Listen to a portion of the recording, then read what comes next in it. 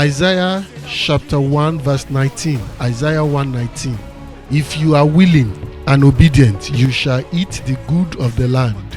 We also read in Hebrews 11:24-26 that by faith Moses, when he became of age, refused to be called the sons of Pharaoh's daughter, choosing rather to suffer affliction with the people of God than to enjoy the passing pleasures of sin, esteeming the reproach of Christ greater riches than the treasures in Egypt, for he looked to the reward.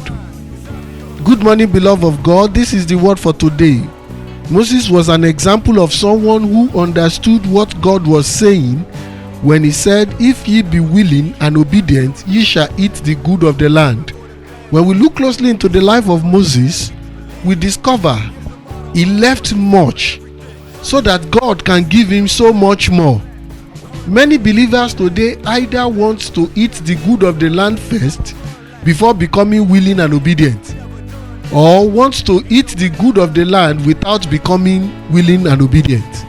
Beloved, the life of Moses speaks to us all.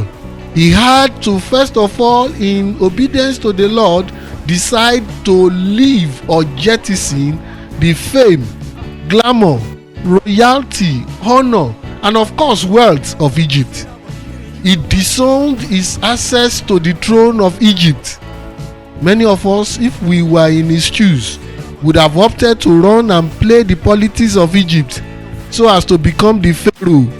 We will calculate that by the time we become Pharaoh, we will be able to declare freedom for our people who are being oppressed. But that is not the will of God for Moses.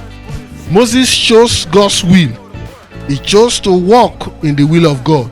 Beloved, it is important we obey God willingly first.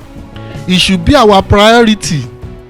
Eating the good of the land is a promise that is attached to the condition that we must be willing and obedient first. May we be found obedient in Jesus' name. Shalom, Maranatha.